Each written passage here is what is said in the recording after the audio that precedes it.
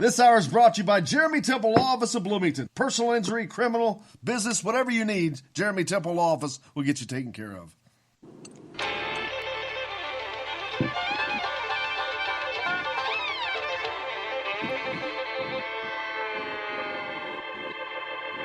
Well, we're coming to your city.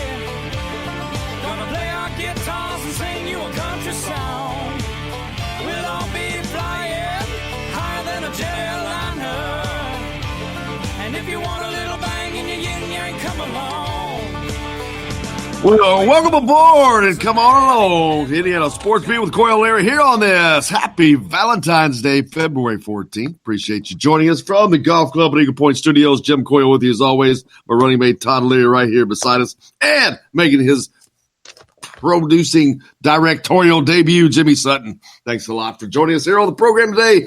Looking forward to talking to Taylor Tannenbaum, WRTV. We'll talk to Tom Brew later on as well, but it's a great day for Indiana. Todd Leary, when they come up with a huge win last night at home over the Iowa Hawkeyes and gets them back off the schneid, breaks a 4-game losing streak, but more importantly, back solidly in the NCAA tournament picture. You're muted, by the way. The best part of the day, though, is the fact that if anything gets screwed up, it's Jimmy's fault, and we are covered no matter what. So this is just free rolling right now, kind of like the Roosters did last night. Don't jinx him. He's rolling like Devontae Green right now, man. Don't mess with his juju. He is. I agree. I mean, in Indiana, it's you don't want to sit here and think about what could be, because if they just get half of the production and effort they got last night, it seemed like it's funny how effort seems to be. It seems like they played harder when shots go in, and I don't know how to explain it. I know you hear everybody say it's not about shots, but really it's just amazing how everything on the court. I mean, you didn't even realize last night they had 17 turnovers. I'm saying like you in general, not you. Right, particularly, but you don't even notice they have 17 turnovers because they're making shots, and it just makes up for it.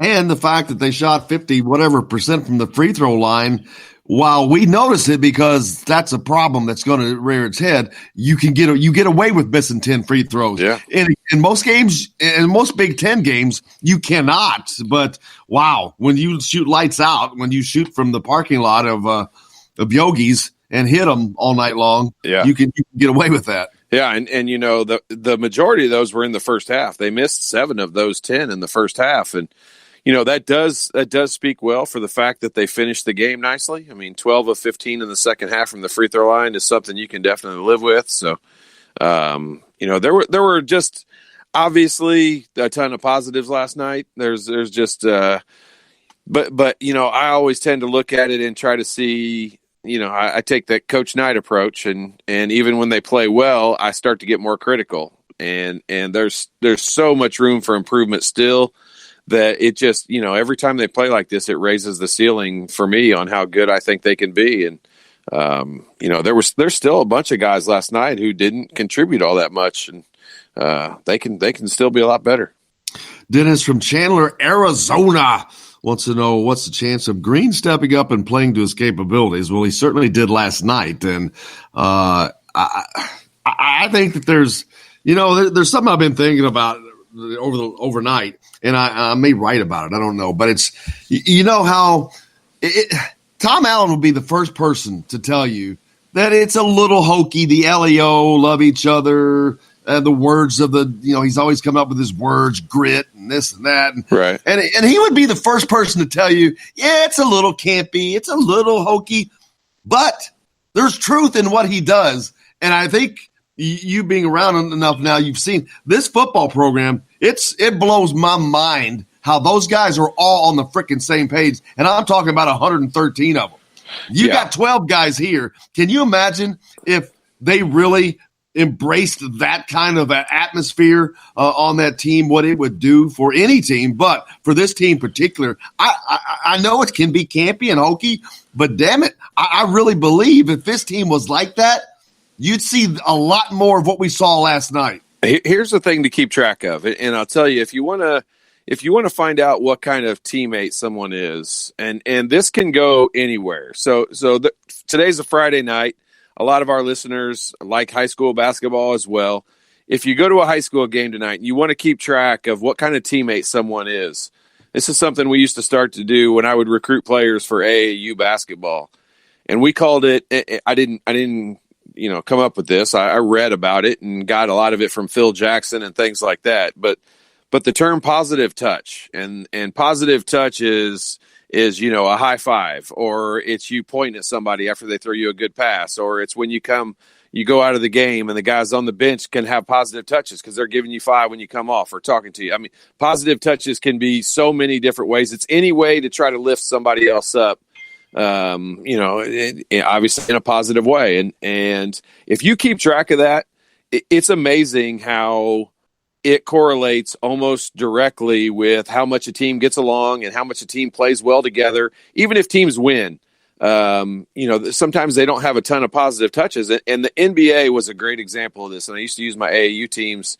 I used to have them watch this. But if you watch the Golden State Warriors, 5 years ago, the amount of positive touches that they had versus a team like, let's say, the Cleveland Cavaliers when LeBron was there, it was absolutely amazing. Like it was almost like 4-1. There would be instances where, we'd be talking about 700 positive touches in a game for the Golden State Warriors. And to give you an example, you'd be talking about like 55 for Cleveland State.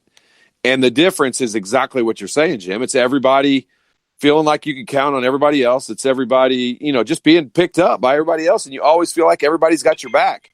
And it's amazing the difference, how much that affects play, how much it affects everything involved. And I keep track of it kind of in my own head as they're going along. And Indiana's positive touches started the year out really high, and it's gradually diminished or dwindled as the year's gone on. And I think last night you kind of saw it pick up just a little bit. And yes, it does correlate a lot of times directly with wins, but sometimes your play can get picked up by the positive touches. And it's pretty funny that you say that because I keep track of that a lot in my head.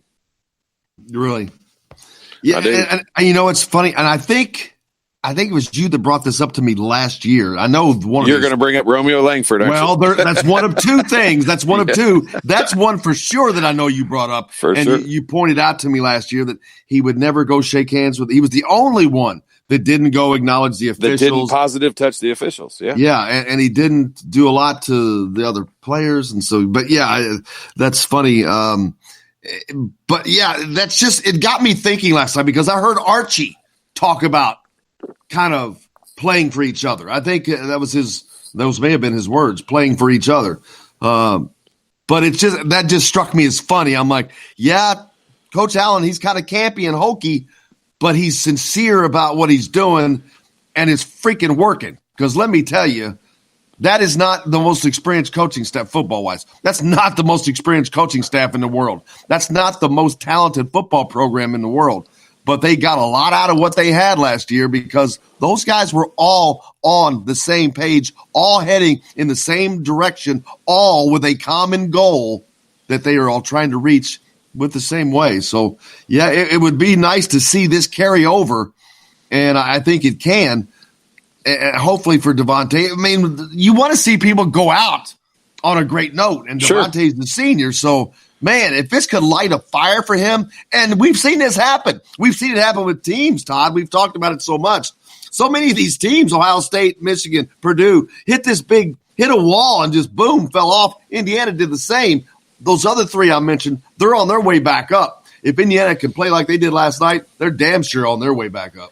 Yeah, a great example of it is Indiana's next opponent in Michigan. And they were a team, and I don't know if it had to do with Isaiah Livers' injury completely or if they had some other stuff going on. It's kind of hard to tell, but they were a team early in the season, beat Gonzaga. I can't remember the name of the tournament they played in, but whatever their preseason tournament was, I mean, they went on a run and beat some of the best teams in the country and made a run similar to what they do, in the Big Ten tournament so often. And a lot of it, in my opinion, was because they looked like they were having fun. They looked like they were, when you rotated on defense, guys were just helping each other out, and it really showed. And then they've really struggled. I know they've had, going on the road they've struggled, which every team has, but it wasn't just their play. It's been their overall demeanor on the court. And, man, if you watch them play the other night when they got Isaiah Livers back,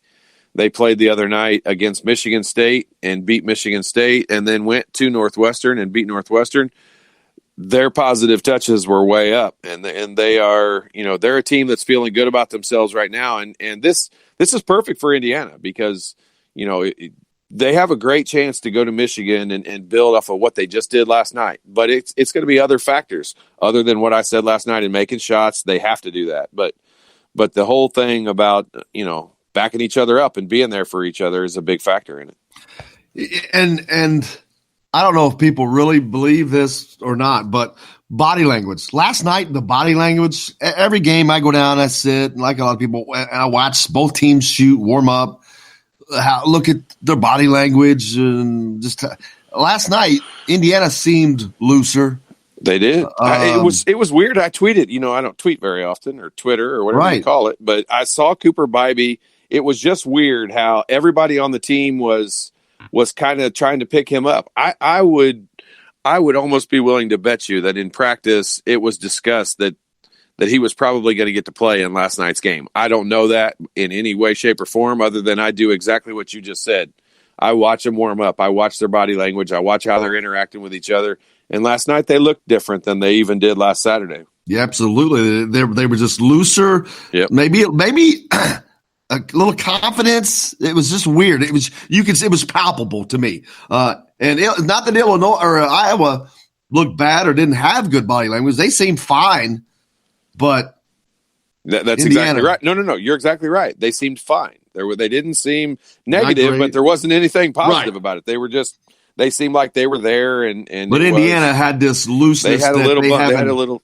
Maybe Indiana rebounded off the bottom of the barrel as low as they could possibly get in that game against Purdue this weekend. And I mean, they had nowhere to go but up. There had to be some soul searching. I mean, when your entire fan base is talking about you and it's not in a good way, there's a reason for that, because most of those people have no clue as to what they're talking about when it comes to the actual X and O's of it. But when it's a problem like that, it's palpable. You feel it, you see it. Sure. You've talked about it. You talked about it with Ohio State way before. There's something wrong with this team. There's something wrong with this team. Boom, out comes DJ Carton. Bam, he's out of there he's dealing with mental health issues, suspensions. You can always. There's a buildup, and this has had a long buildup, but it's one that the entire Hoosier Nation could see. And you've got your head coach, in his words that he's using in press conferences, talking about trying to get them together. And it's like they, as a team, they finally reached that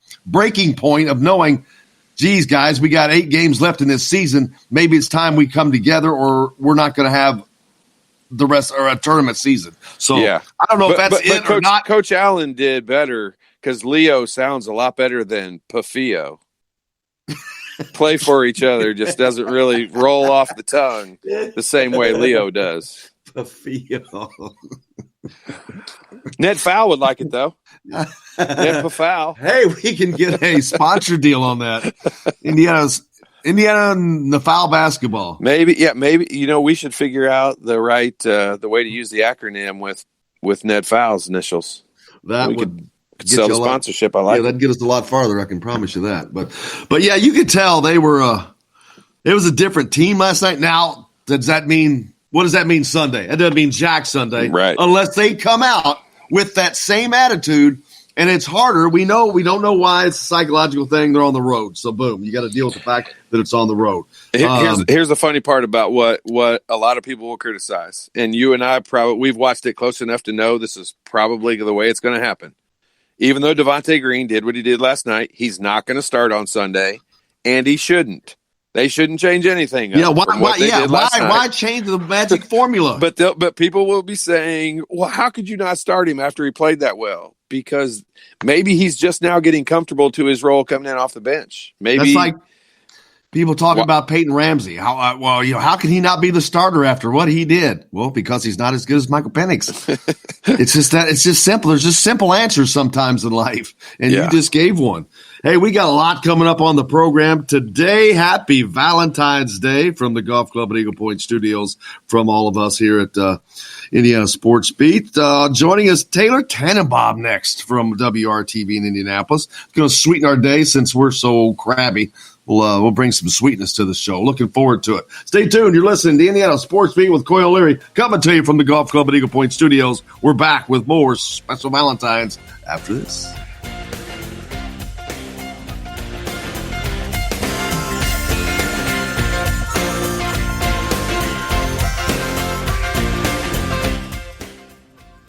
Hello, everybody. Jim Coyle from Indiana Sports Beat. When I'm not covering the Hoosiers, you can find me at Bubba's 33 in Clarksville, located on the northeast corner of I-65 at Veterans Parkway. Bubba's 33 has hand-tossed pizzas, bold burgers, and ice-cold beer from a select list of local craft brewers. An incredible food selection, all made fresh daily. Whether you're meeting the team for that post-win meal in the family dining area or meeting friends for happy hour to watch the game on one of Bubba's 50 TVs. Bubba's 33 in Clarksville. Pizza, burgers, beer. We all want a winning smile for those championship photos, and that's exactly what you will get at Reynolds Family Dentistry in Sellersburg. Reynolds Family Dentistry has been serving the dental needs of Hoosier families for over 30 years. Let Doctors Roger and Jay Reynolds take care of your family. Just off of I-65 at 809 South Indiana Avenue in Sellersburg. Call 812-246-3368. That's Reynolds Family Dentistry, 812-246-3368.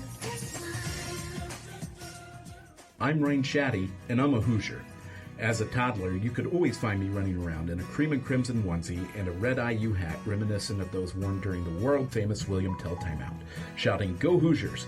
Like many other alum, I chose to make Bloomington my home. As a civic and alumni leader, I have become very knowledgeable about our community and would love to share my insights with you as your realtor. Find me on Facebook or call or text me, Ryan Shaddy, with FC Tucker Bloomington Realtors at 765-623-9093. Now that warm weather has arrived, it's time to hit the links, and there's no better place than the Golf Club at Eagle Point in Bloomington. Voted best golf course by the readers of the Bloomington Herald-Times, the Golf Club at Eagle Point is under new ownership, has new fairways and bunkers, and it's open to the public. When the round's over, there's cold beer and a full menu at the Eagle Point Pub and Bistro. Call 812-824-1100 to make a tee time. That's 812-824-1100. The Golf Club at Eagle Point in Bloomington. This is A.J. Moye. This is Dan Dockett. Hey, this is Michael Lewis, former Indiana basketball player. This is Indiana football coach Tom Allen. This is Jim Coyle with the Indiana Sports Beat. You can always like and follow us on Facebook. Always follow the show rebroadcast on iTunes, Google Play, iHeartRadio, Spotify. TheDailyHoosier.com is a great place to sign up for each and every day. Or, of course, on 97.7 The Ref in Evansville. Bad theater seats, cheap Halloween masks, my apartment, all things with obstructed views. Add to these large trucks and buses. 18-wheelers and large buses have big blind spots, and like my apartment, they don't always have the best view. Bus and truck drivers deal with blind spots around the entire vehicle. Always take care not to ride alongside or too close behind them. Our roads, our safety. Learn more at sharetheroadsafely.gov. This is former Indiana basketball player Brian Evans, and you're listening to Indiana Sports Beat with Jim Coyle.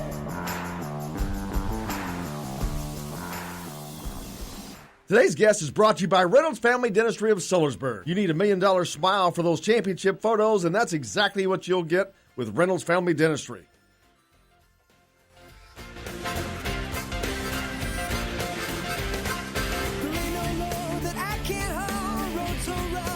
Coyle Lay with you here on this special Valentine's Day. Thanks a lot for joining us. And to sweeten up the day, we've got the sweetest person in sports, Taylor Tannenbaum, WRTV Indianapolis. Taylor, how are you?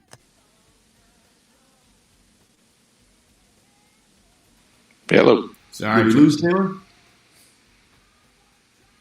Taylor, you still with us? We can blame Jimmy. Yep. Blame Jimmy today, the intern. That away, Jimmy. You make me look good when you make mistakes, buddy. I like Jimmy, did you get it right? Is it working? There you go. Now she's with us. Okay. Hey, Taylor. Good morning, everyone. Hey, Taylor. How are you doing? I'm great. How are you? Happy Valentine's Day. Thank you. Happy Valentine's Day to you. Thanks a lot for joining us here. Sweet day for Indiana right now as they're coming off a big win last night over Iowa, man. Indiana needing a win like that. I've noticed a lot of the Indianapolis media since the Bob Knight has been hanging around IU covering the Hoosiers. There was a lot there last night, man. Yeah. Unfortunately, I was sick yesterday, so we couldn't be there. But I will say this is the most important stretch now. This is the home stretch until March, and I think it's time that IU gets back on track. And last night was a big win. Once again, when there's a ranked opponent in the building, it's wise to be there because it seems that has been those happy days for the Hoosiers this year. Yeah, I think we have a bad echo there, but it's a time of year where Indiana was heading into the tank tournament wise, but man, last night put them back into the discussion of solid ground for the end of the season tournament. But that's something they have to continue to do as they move forward. Yeah, I thought it was interesting because I was there that Saturday when Bob Knight came, and it was a disappointing finish for them. It was almost like the air was sucked out of the building after halftime, and it was a lackluster performance when you thought on a day that there should have been so much energy. So they come out last night and played it the way that they did, and you hope that maybe that's the shot in the arm that they need.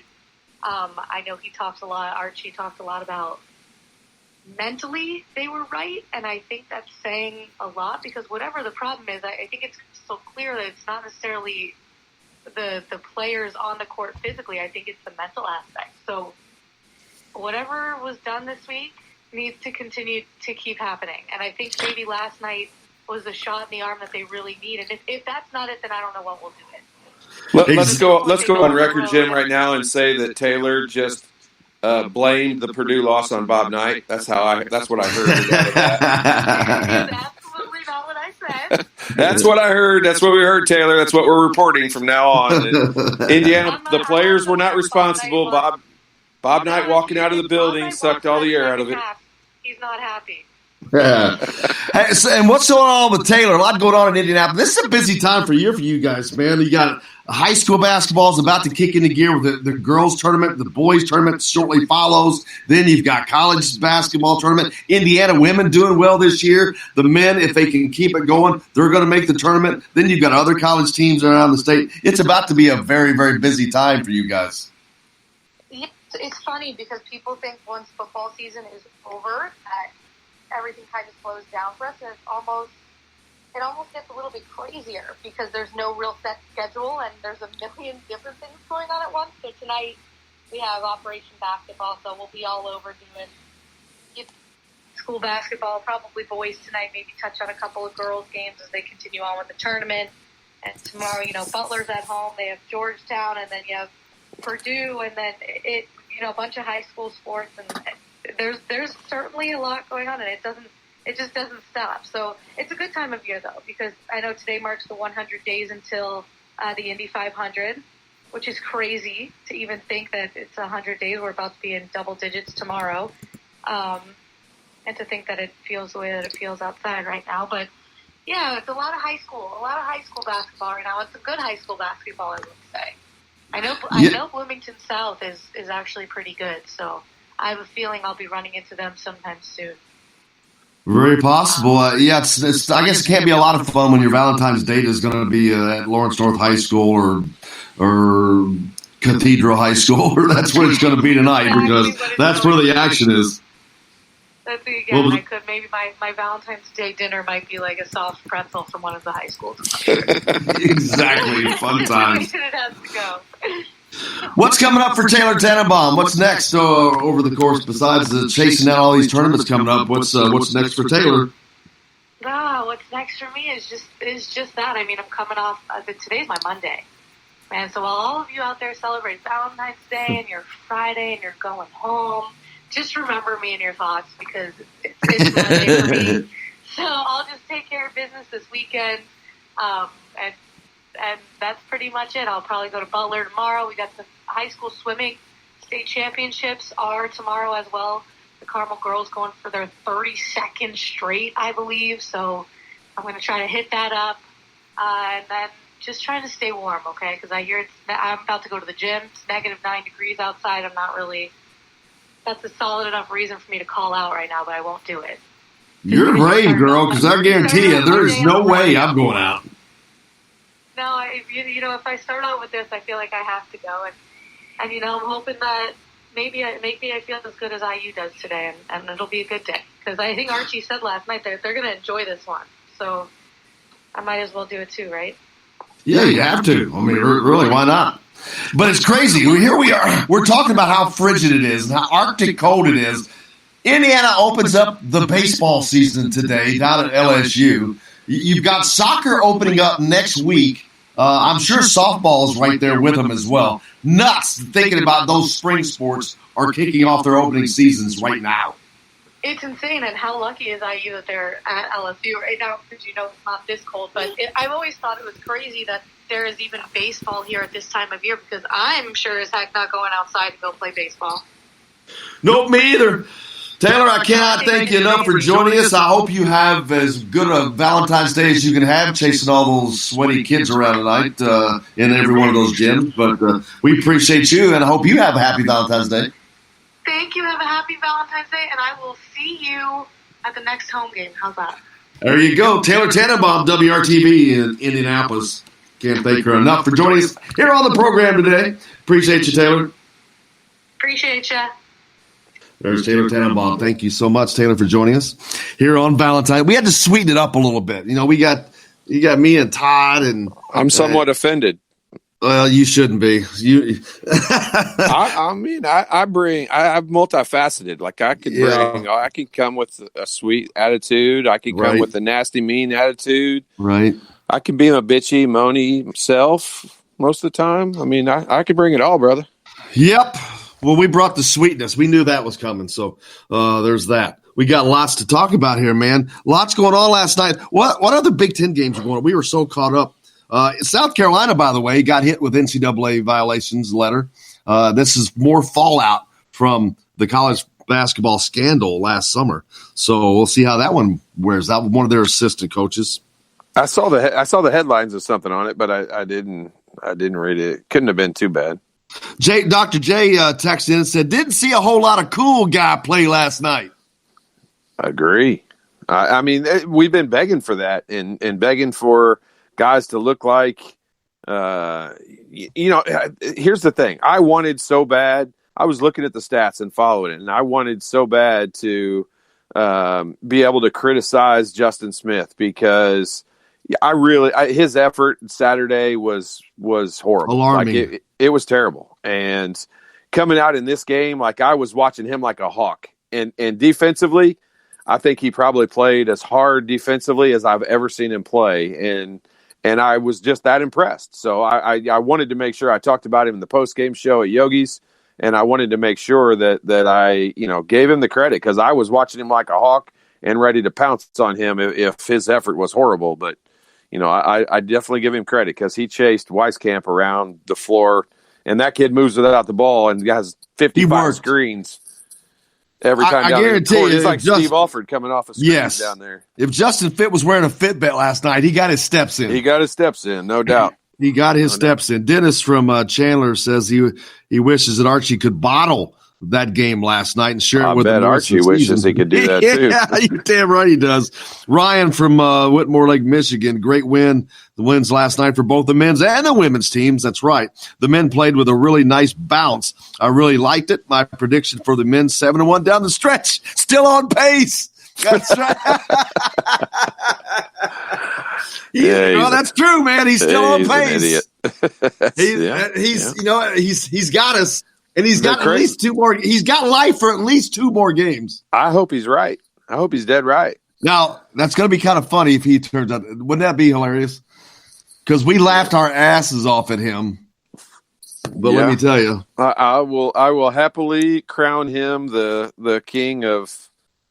He'll be like the truth prediction. He's going to be like the truth, Robert Carter. Prognosticator. Who just sends out all his tweets are just the record. Just the record. He's just going to start sending us 3-1. Well, no, he used 4-1. to do that. He used to do that. After it started going like 15-5, 15-6, 15-7, I think he slowed down. Yeah, it went sideways. It went sideways. But, hey, lots of visitors to the game last night, too. Man, it was talk about the atmosphere. It's hard. You talk about hard to follow up Saturday with Bob Knight and Purdue and all that. You cannot follow that up. But they did as good a damn job last night as you can. They gave them a great win over a great team. You had Juwan Morgan, Danny Green, OG Anunoby. I think there was James Blackman there, I think maybe. You had a lot of people in the house, so they gave a great performance. That's as good as you can bounce back. That's the only way you can follow Bob Knight coming back to Indiana. Yeah, I mean, and really, the fans were treated to good play from the beginning, and that's really what it was going to take last night. Like, for the Purdue game, we got there super early. We saw the line of students around the building, and the longest line I've ever seen since they started doing it that way. And then last night, the line wasn't there, but you still saw the students coming in, trickling in. They were there by game time. They filled their section up. There was a great student section. I was ultra impressed, and especially given the weather, because it got cold in a hurry last night, and the roads weren't great coming down from Indianapolis. And still, that side of the stadium just had a great crowd, and I was impressed with the crowd showing, and I think the Hoosiers were probably pretty impressed too, because they gave them a good show. Yeah, for folks who don't know now, the student section, first of all, largest in the country. I think 7,000 strong. It's the largest student section for games in the country. But they stand outside. And it's a first come, first serve as far as your seats, how good a seat you get. So they have to stand in line. As Todd mentioned for the Purdue game, they started standing out there, Todd, at 1 a.m. is when that line started the night before. But for this last one, of course, there weren't quite that many, but they were still standing out there, and it was cold last night. Cold, I mean, cold, and they were out there. But when the game started, they were on it. And they were doing what they were supposed to do, giving them the support, and it stayed that way throughout the entire game. And it was a great balance between the team and their play and the student section, because they played off each other really well last night. Yeah, they did. Like we said, I mean, both the adult fan section and the students were there and excited, and that's what makes I think every coach that's come in here, unfortunately, there's been several of them since Bob Knight left, but they all comment on that. And I think Archie probably does the best job of talking about it. He tweets about it after every game. And, he's appreciative of it. He's been at a school that doesn't have 17,500 seats in it. It's funny. I was watching the Villanova game. Villanova had a huge game the other night. I can't even remember who they were playing, but it was a big game against another ranked opponent in their gym. And they talked about a packed house of 6,500 people. And I was just like, gee, many Christmas. If we had 6,500 people at Assembly Hall, they'd be sending out search parties for some of the fan base, because I mean, they get 6,500 they get twice that many for Midnight Madness. So it's crazy to think, we take it for granted, and I know we take it for granted, but we definitely want to give thanks to the fans last night. I know Archie will for sure, because that could have been a game you sit home and watch on TV pretty easily. Joker texted and said the 17 team looked like they wanted to be there and couldn't wait to open up a can of whoop ass. They did that last night. Tim texted in one of Green's shots. The commentator said, "Oh boy, that's a bad shot," and it went right in. Shut up, the commentator. Heat check. He threw in 2 heat checks last night. I kept saying it on the postgame show. When's the last time you remember a guy making the heat check shot? And Devontae made 2 of them in the first half. And that's when you know you're hot. I don't know that I've ever made the second heat check shot ever. Explain to the fans what you mean by heat check. Well, I mean, okay, Devontae made his first couple of shots, and Devontae, his degree of difficulty on his shots is higher than the average human. That's just on his normal jump shot. It is. He makes it harder on himself. He has a lot of step backs. He doesn't seem to be in rhythm a lot of times, but it always seems like the more difficult the shot, the more chance he has of making it. The percentage goes up for some reason. And after he made his first 2 last night, I'm telling you look at the second 2 he made of those 4 in a row, and he barely looked at the rim and barely caught the ball and chucked it. And the third one got a little bit deeper, and the fourth one got a little bit deeper, and they both still went in. And I was real excited. I was, if you'd heard the people next to me, I said the next time down the floor, he's taking one step across half court and he's shooting it. That's what Steph Curry would have done for sure. And he didn't get that opportunity to do that. Actually, I think Jerome Hunter made a three right after that. I think they made 5 threes in 7 possessions last night. So, well, Devontae, didn't he hit 4 straight? 4 in a row? Yeah, 4 he in a row. hit 4. And then he got fouled on one in the first half, and he hits all 3 free throws. That's when you know. That's when you know you're hot. And they went on a stretch of, I mean, think about that scoring wise. That's why I was saying, I mean, they were ahead by 15 at halftime and missed 7 free throws. One of those the front end of a 1-and-1. So an opportunity for 8 extra points on there that even if they only make half of those, I mean, you're looking at a 20-point lead, which there is a difference. I mean, look at the shot that Al Durham made right before halftime, taking that lead from 12 to 15. Did it not feel like to you it was a huge difference between 12 to 15 versus, you know, that 3 points is not just the momentum, not just the actual number itself, but it just kicks it into almost insurmountable when you get those to 15. shots are weird. It's like getting punched in the gut. It really is. It takes you a while to get your air back. You're okay, but it knocks the air out of you. But while the air's knocked out of you, they keep going. Yeah, and here's what, like I kept track of this because I wanted to see it. And Indiana scored on the last possession of the first half, which took it from 12 to 15. And then they came out of halftime and had the ball and went down, and Trace Jackson-Davis scored on the first possession of the second half, which I will tell you, you know, they keep track of that in football because there's much less possessions, obviously. But it's a big deal. And when you come out of halftime and you already have a lead and you go add on to it right away, it kind of sends a little bit of a message. Even though it's only one possession out of that whole half, it kind of sends a message. And I was pretty excited to see Trace Jackson-Davis come out and score right away in the second half.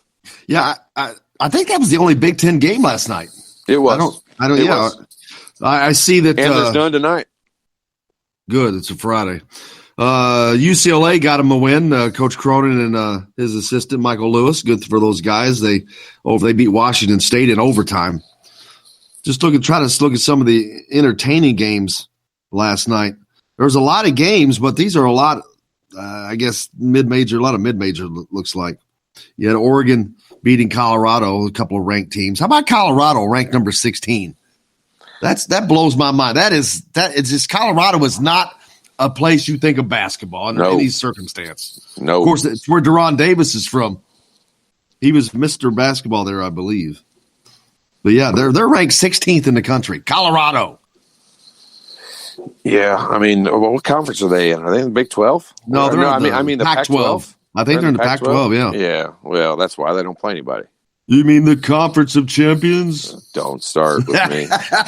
Jimmy, send us to a break. Send us to a break, Jimmy. Jimmy, you have to learn to love Bill Walton. Jimmy, anytime he does Bill Walton, we go straight to break. Exactly. We got lots more coming up here on Indiana Sports Beat with Coyle O'Leary and Walton coming up here on this Valentine's Day. Make sure you stay tuned. We're back with it all to the Golf Club and Eagle Point Studios right after this.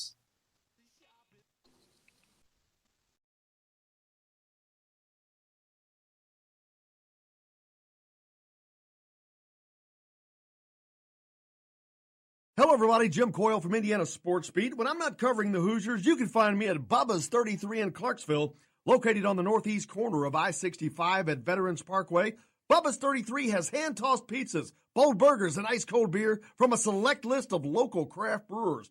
An incredible food selection, all made fresh daily. Whether you're meeting the team for that post-win meal in the family dining area or meeting friends for happy hour to watch the game on one of Bubba's 50 TVs.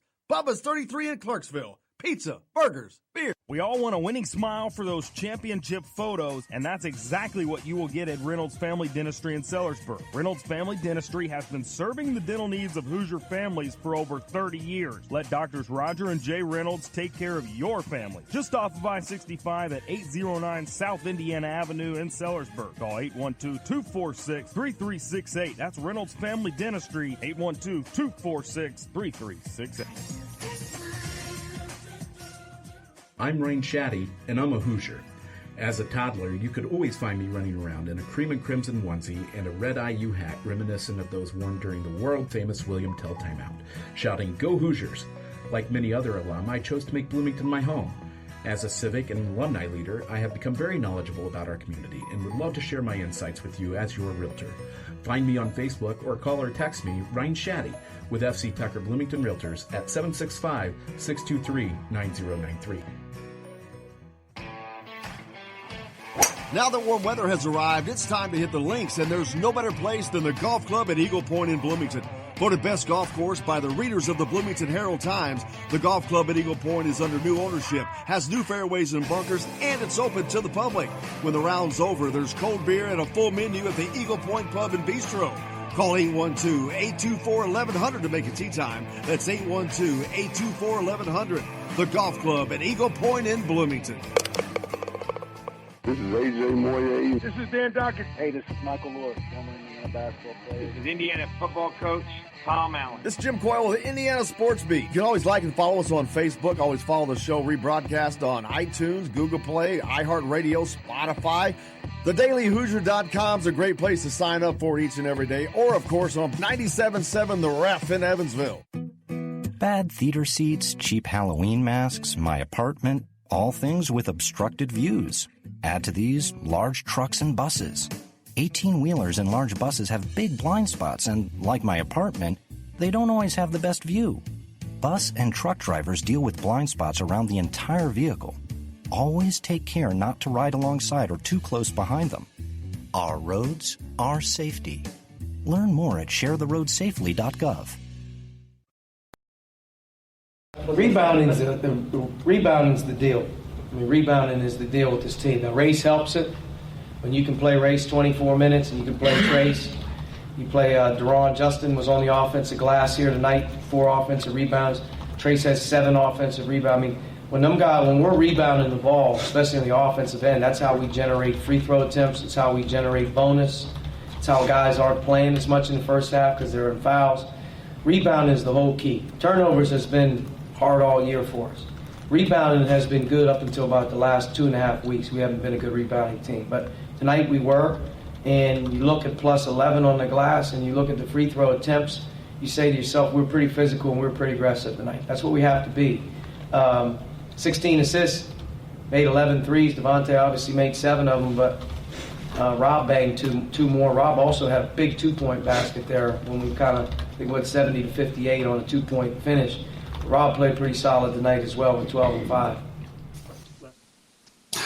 There's Coach Archie Miller talking about last night's win, and Todd, he hit a lot of numbers, but all of those numbers very relevant. Talked about the 16 assists. That's on 28 made baskets. That's a pretty daggone good percentage. Rebounding, of course, they were plus 11 with 39 rebounds, 16 offensive rebounds. You heard Archie talking about that. They did. You heard Fran McCaffrey. We will hear Fran McCaffrey talk about Indiana doing a great job there as well. They did a great job exactly rebounding the ball, as Archie talked about, but it gave them a lot of opportunities. And more importantly, it kept Iowa from opportunities.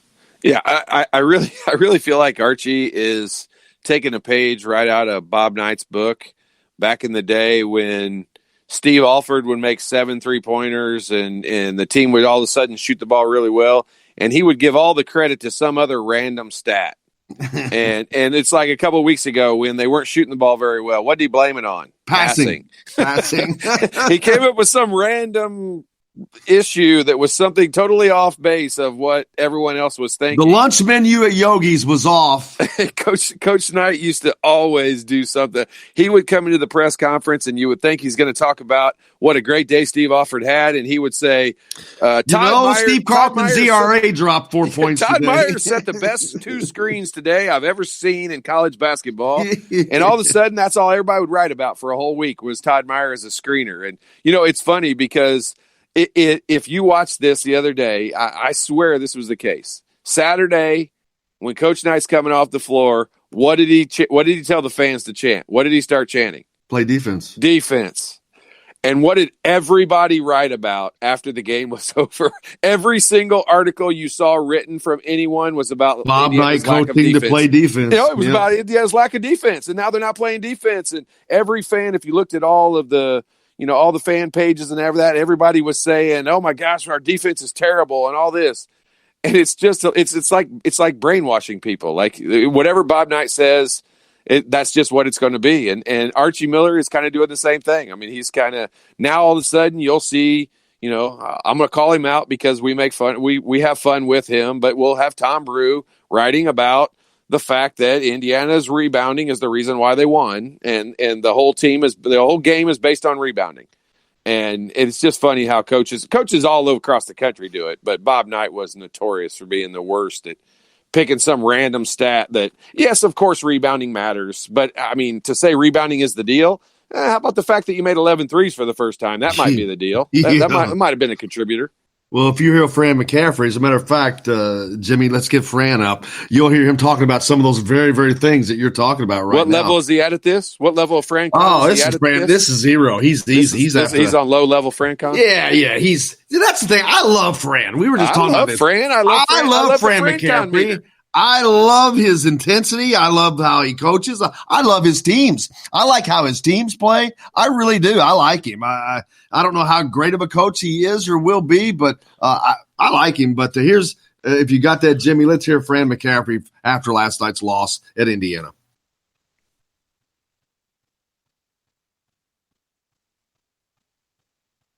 At the bottom of the league. Well, it really is a function of what Green does. I mean, if he shoots it, I made 7. Got to give him credit. He's done that before. They still made 4 others. Finney makes 2. We doubled off them. Weren't supposed to. There's no reason to. You can bluff, but you can't double. And they found him. So give credit to the passer. I think it was Trace. Hit him both times. So the type of thing on the scouting report, you're like, hey, they're not a great shooting team. Maybe it's okay. No. I think you have to if Finney, Durham, and Green are out there, you can't look at that team and say they can't shoot threes. Those 3 guys can shoot threes. And 2 of them made 9.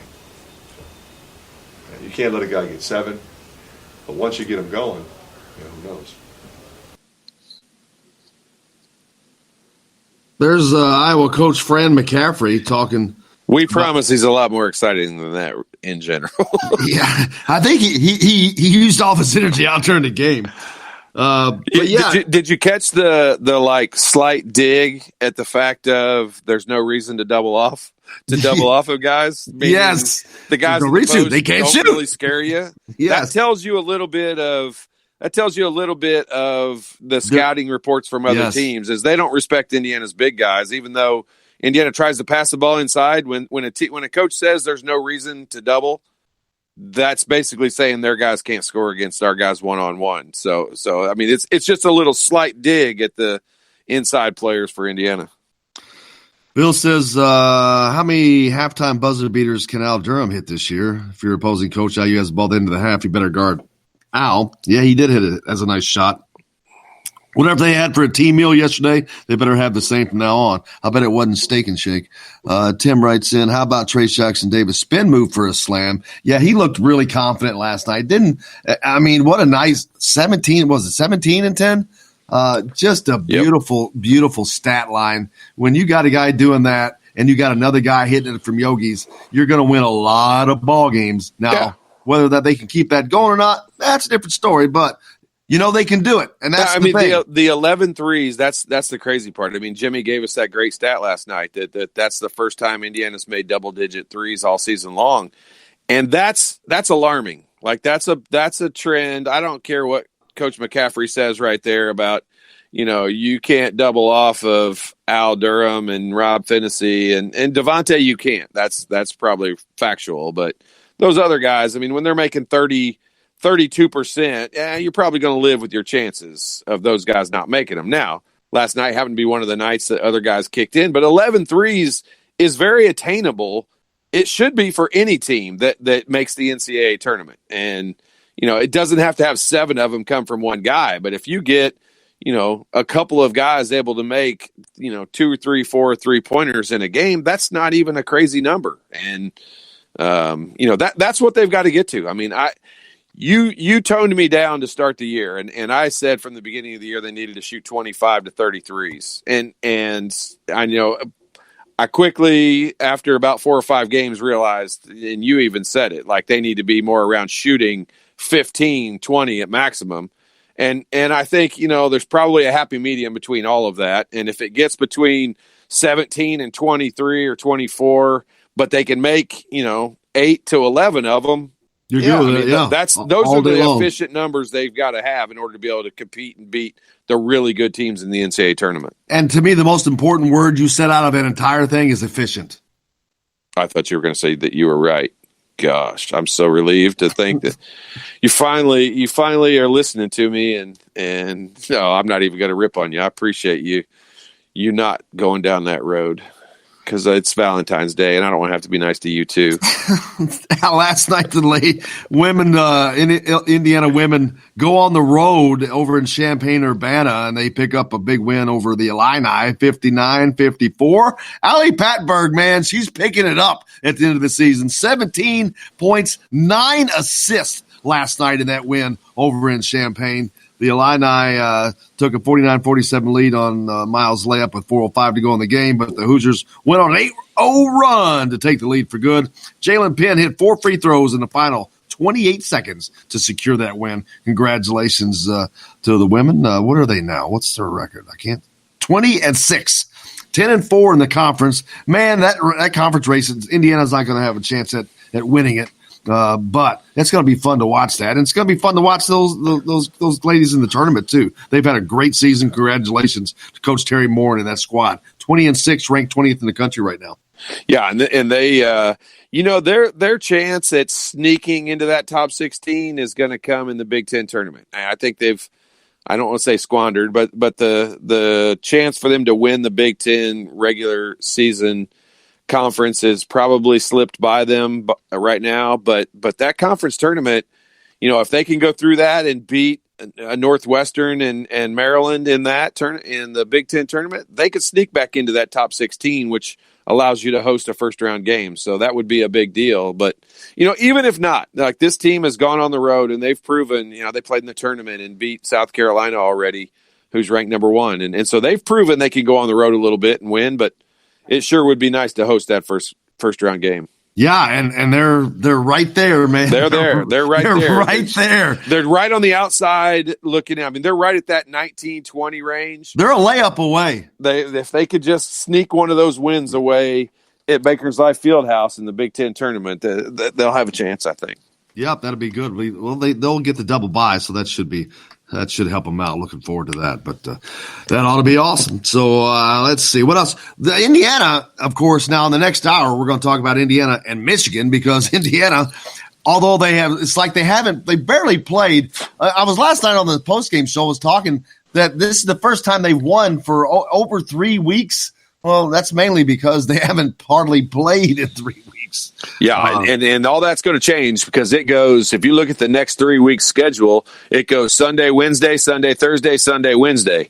So they've got all Sunday games for 3 weeks in a row, but they've got those quick turnarounds, and that's a good thing. Like, I look at that as I was getting ready to ask. I know there's no way to really predict this, but after these long breaks you've talked about that wasn't really good for them, and it hasn't been. Last night they came out and played. Maybe last night it was necessary for whatever reason, but anyway. But now that it's changing and they're playing well, at least they did last night, is having those games in rapid succession, is that better with this team where they are right now?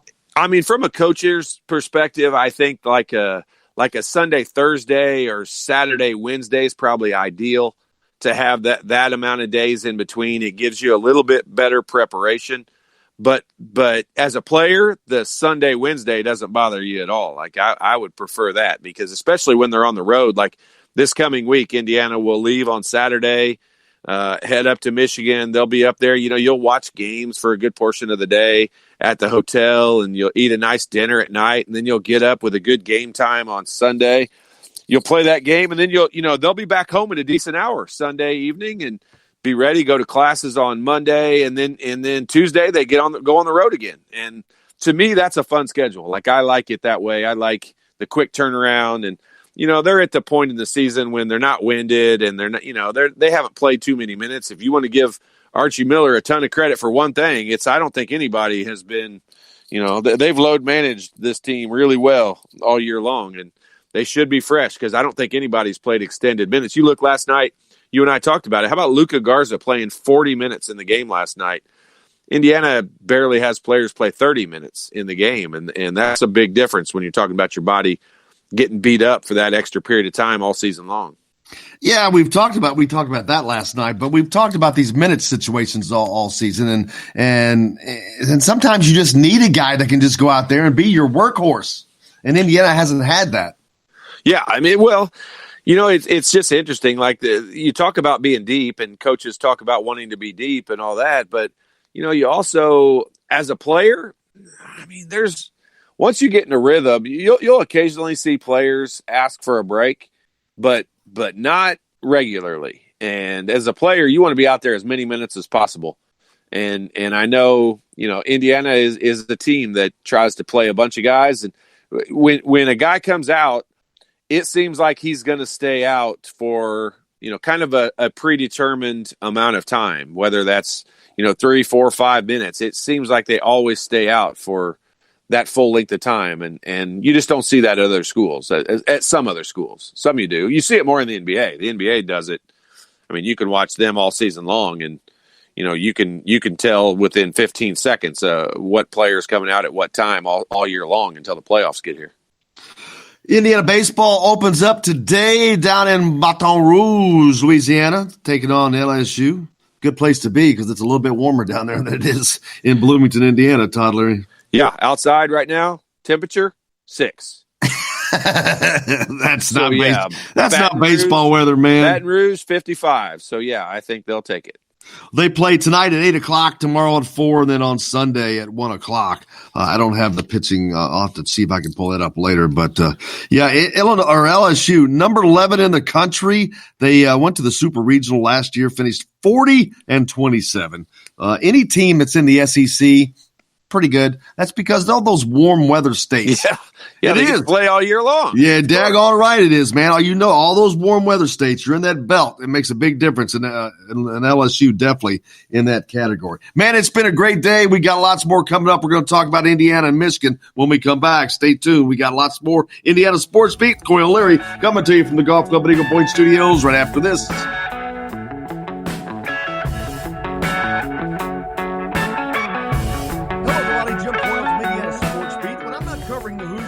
Find me at Bubba's 33 in Clarksville, located on the northeast corner of I-65 at Veterans Parkway. Bubba's 33 has hand-tossed pizzas, bold burgers, and ice-cold beer from a select list of local craft brewers. An incredible food selection, all made fresh daily. Whether you're meeting the team for that post-win meal in the family dining area or meeting friends for happy hour to watch the game on one of Bubba's 50 TVs. Bubba's 33 in Clarksville. Pizza, burgers, beer. We all want a winning smile for those championship photos, and that's exactly what you will get at Reynolds Family Dentistry in Sellersburg. Reynolds Family Dentistry has been serving the dental needs of Hoosier families for over 30 years. Let Doctors Roger and Jay Reynolds take care of your family. Just off of I-65 at 809 South Indiana Avenue in Sellersburg. Call 812-246-3368. That's Reynolds Family Dentistry, 812-246-3368. I'm Rain Shaddy, and I'm a Hoosier. As a toddler, you could always find me running around in a cream and crimson onesie and a red IU hat reminiscent of those worn during the world-famous William Tell timeout, shouting, "Go Hoosiers!" Like many other alum, I chose to make Bloomington my home. As a civic and alumni leader, I have become very knowledgeable about our community and would love to share my insights with you as your realtor. Find me on Facebook or call or text me, Ryan Shaddy, with FC Tucker Bloomington Realtors at 765-623-9093. Now that warm weather has arrived, it's time to hit the links, and there's no better place than the Golf Club at Eagle Point in Bloomington. Voted best golf course by the readers of the Bloomington Herald-Times, the Golf Club at Eagle Point is under new ownership, has new fairways and bunkers, and it's open to the public. When the round's over, there's cold beer and a full menu at the Eagle Point Pub and Bistro. Call 812-824-1100 to make a tee time. That's 812-824-1100. The Golf Club at Eagle Point in Bloomington. This is AJ Moye. This is Dan Dockett. Hey, this is Michael Lord, former Indiana basketball player. This is Indiana football coach Tom Allen. This is Jim Coyle with Indiana Sports Beat. You can always like and follow us on Facebook. Always follow the show rebroadcast on iTunes, Google Play, iHeartRadio, Spotify. TheDailyHoosier.com is a great place to sign up for each and every day, or, of course, on 97.7 The Ref in Evansville. Bad theater seats, cheap Halloween masks, my apartment, all things with obstructed views. Add to these large trucks and buses. 18-wheelers and large buses have big blind spots, and like my apartment, they don't always have the best view. Bus and truck drivers deal with blind spots around the entire vehicle. Always take care not to ride alongside or too close behind them. Our roads, our safety. Learn more at sharetheroadsafely.gov.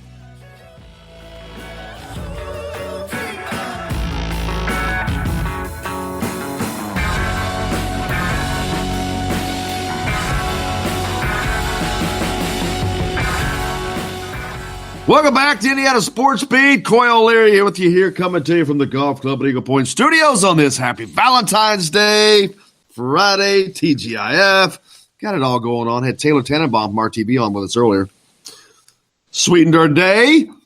Lots to get to. Indiana with a win last night. Sweetened their day in the Hoosier Nation as Indiana had worked themselves almost out of a tournament bid, but Todd Leary, that win last night, put them right back on solid ground. But, of course, that can change after a few more games. It's going to be a very tenuous situation, but I got to tell you, I think Indiana would have to work hard to get themselves out of the tournament at this point.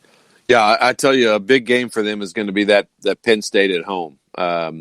You're right. Indiana, they finished the season. Indiana finishes the season off with Minnesota and Wisconsin, both home games, and those are two games that they should win. I mean, just looking at it, you've got to assume, that they should win both of those games.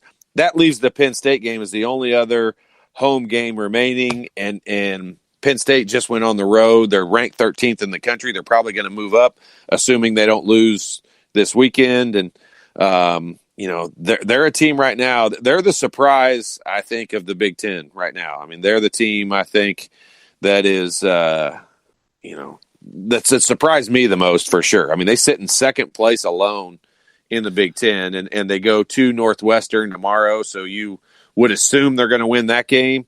They're going to solidify their position. Michigan State and Maryland play each other tomorrow. So obviously one of them has to lose. If Michigan State playing at home is able to beat Maryland, Penn State will be tied for the lead in the Big Ten. And I know we thought they were pretty good going into the year, but I don't think we thought they were tied for the Big Ten lead good. Tim had a great question, actually. What if Devontae Green comes out in the next game, misses his first 2-3 shots? Does he fall back into this? I mean, he's a shooter like that. It's not going to, what it can't do is it can't affect everything else in the game. I mean, he's a shooter. You don't expect if a guy makes 40%, that's considered good. I mean, almost be leading the country in 3-point shooting. So if he comes out and misses a couple, it shouldn't affect anything. And he's he's got a scorer's mentality. He's got a shooter's mentality. It's not going to bother him. Shoot. It's that they can't everyone else can't let it affect, what they're doing and how they're playing. I mean, here's the way you should look at it. If you play off of what Archie Miller said, if Devontae Green misses his first 2 3-pointers or 3 3-pointers, what's that give an opportunity for? Justin Smith to get an offensive rebound, Trace Jackson Davis to get an offensive rebound. I mean, that's what you ought to be looking at from a player's perspective. If he misses these, I'm going to pick him up. I'll tell you what. It's a great feeling, especially the next day when you're watching game film, when you miss a shot and a teammate, a guy on your team gets a rebound and scores a basket or gets fouled or something off of it, because it pretty much negates the shot. I don't care if it's a good shot or a bad shot. It doesn't matter. I mean, the coaches don't dwell on it, and it's almost like an assist. It is, it turns into a positive play. What ends up being a missed shot goes down on film the next day as a positive play because it's an offensive rebound. And you really, I can tell you as a shooter, you remember that, and you start to remember you positive touch the heck out of a guy that goes and gets an offensive rebound, and especially if he's able to score on it.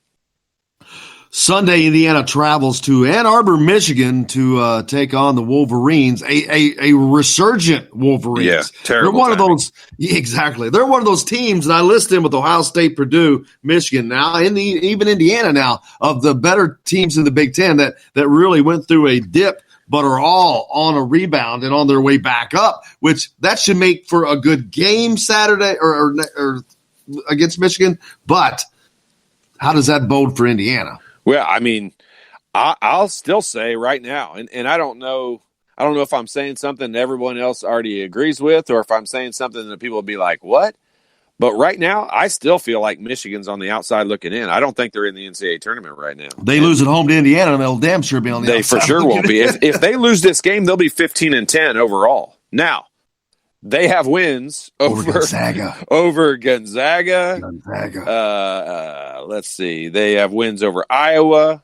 They have wins over North Carolina, Iowa State, Creighton. They have some. I mean, quad one wins.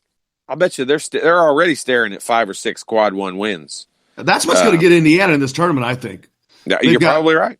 They've got what, 4 quad one wins? Yep, they've got 4 right now, and they have the opportunity with the remaining part of the schedule. They have the opportunity, let's see, for they played 10. 3 more. They have the opportunity for 3 more. So, I mean, that's what separates the Big Ten right now from, that's why when you look at, and I'm going to pick on the Big East, but that's why when you look at the Big East, they don't have the opportunity for quad one wins. Yes, the teams still at the bottom of the league are pretty good. I agree with that. But they're not quad one wins. And Indiana, in the position they are with 6 games to go, is that what it is? 6 games to go? 7, I think 7 games to go. They have, 4 opportunities for quad one wins remaining. Well, they've already played 10. They got 3 more, like you said. That's 13 games. Your season has 13 quad one games in it. You want to talk about strength of schedule. Not to mention the Big Ten tournament. Exactly. So you want to talk about strength the schedule? Indiana team, even though they're sitting down, well, they'll probably jump back up to, say, 50th in the net rankings. That's pretty low in that category. That's not everything that they look at. And the fact that they have 4 quad one wins and they'll play 13, that says a lot. Yeah. And your comment leading up to all of this rant by me is this is probably no, it's not probably. It's without a doubt a bigger game for Michigan than it is for Indiana.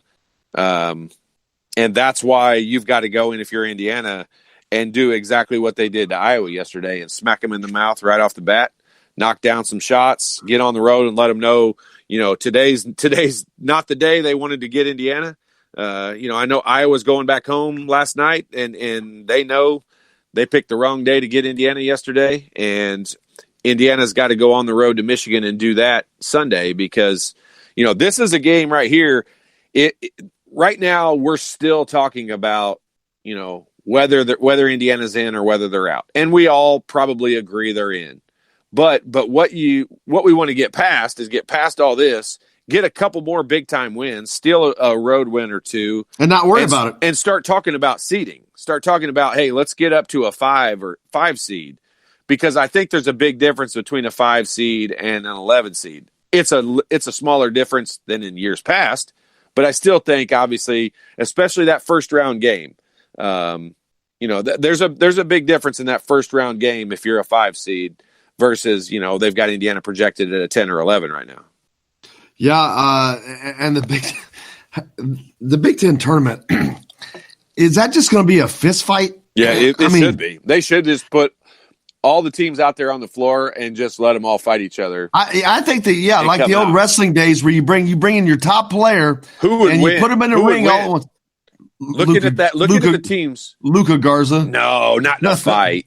Not in a fight. Man, he's like Andre the Giant. They got to get him up over the top ring. No. Top rope. No. What team wins in an all-out brawl out there? I'm going to say maybe Michigan Rutgers. State. Rutgers. Them Jersey boys? Yeah, the guys from Jersey. They look mean. They just don't look happy. They don't like people. Who's you guys? You guys talking to me? I'm going with the East Coast. You guys talking to me? That accent scares me. Those guys, they just say it. They just say anything loud, and I get nervous. Oh, man. Let's see. Ryan from Whitmore Lake, Michigan, he's going to be up there in Ann Arbor checking the game out. So, does anybody else think that Luka Garza looks just like Mason Rudolph? Like every time last night, every time I look at him now, I just think of that. Jimmy said, Jeff. Myles Garrett smacking him in the head with a helmet. And it's just, he looks like Mason Rudolph to me. And Fred Flintstone. We're going to preview Indiana and Michigan later in the show. And then up next, we'll talk to Tom Brew. We've got plenty more to get to here on the show today. Stay tuned. You're listening to Indiana Sports Beat with Coy O'Leary, coming to you from the Golf Club at Eagle Point Studios. We're back right after this.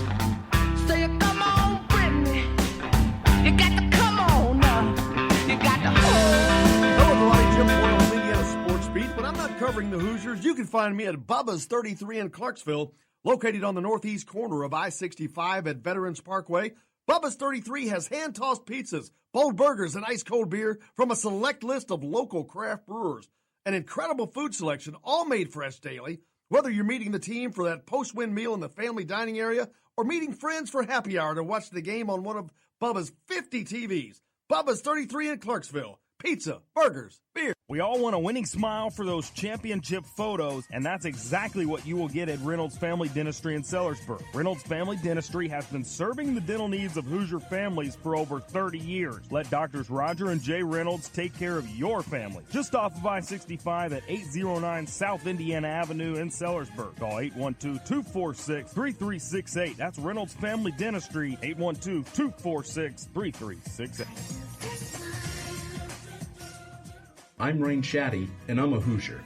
As a toddler, you could always find me running around in a cream and crimson onesie and a red IU hat reminiscent of those worn during the world-famous William Tell timeout, shouting, "Go Hoosiers!" Like many other alum, I chose to make Bloomington my home. As a civic and alumni leader, I have become very knowledgeable about our community and would love to share my insights with you as your realtor. Find me on Facebook or call or text me, Ryan Shaddy, with FC Tucker Bloomington Realtors at 765-623-9093. Now that warm weather has arrived, it's time to hit the links, and there's no better place than the Golf Club at Eagle Point in Bloomington. Voted best golf course by the readers of the Bloomington Herald-Times, the Golf Club at Eagle Point is under new ownership, has new fairways and bunkers, and it's open to the public. When the round's over, there's cold beer and a full menu at the Eagle Point Pub and Bistro. Call 812-824-1100 to make a tee time. That's 812-824-1100. The Golf Club at Eagle Point in Bloomington. This is AJ Moye. This is Dan Dockett. Hey, this is Michael Lord, former Indiana basketball player. This is Indiana football coach Tom Allen. This is Jim Coyle with Indiana Sports Beat. You can always like and follow us on Facebook. Always follow the show rebroadcast on iTunes, Google Play, iHeartRadio, Spotify. TheDailyHoosier.com is a great place to sign up for each and every day. Or, of course, on 97.7 The Ref in Evansville. Bad theater seats, cheap Halloween masks, my apartment, all things with obstructed views. Add to these large trucks and buses. 18-wheelers and large buses have big blind spots, and like my apartment, they don't always have the best view. Bus and truck drivers deal with blind spots around the entire vehicle. Always take care not to ride alongside or too close behind them. Our roads, our safety. Learn more at sharetheroadsafely.gov. Hey, this is Jordan Halls, former Indiana Hoosier. Keep up with Indiana sports on Indiana Sports Beat. Today's guest is brought to you by Reynolds Family Dentistry of Sellersburg. You need $1 million smile for those championship photos, and that's exactly what you'll get with Reynolds Family Dentistry.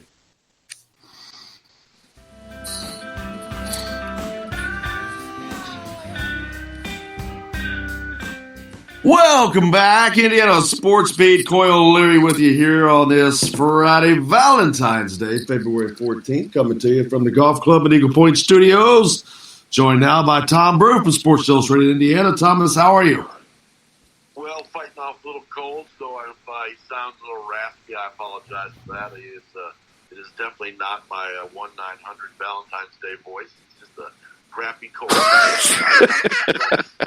Well, you just gave us a visual we didn't want, Tom. I was just getting ready to say, well, that was a visual I could have gone the rest of my life without. That was for all your thousands of female listeners. How's that? Is that better? That's much better. Thank you. Last night, Indiana gets a much-needed and impressive win over the Iowa Hawkeyes, the 20th-ranked Iowa Hawkeyes. But can they sustain that play, Tom Brew?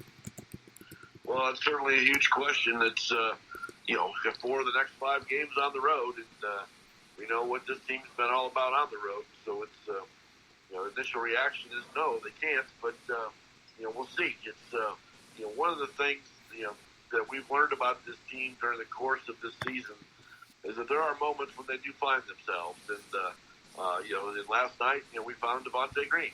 And he got hot, stayed hot, scored 27 points. And, now it's just really all about him staying hot.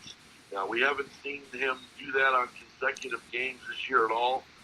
But all we really need to do is flash back to right about this time last year when Romeo Langford went down, he kind of took over this team and had 4 or 5 good games in a row. And Indiana's going to really need that out of him.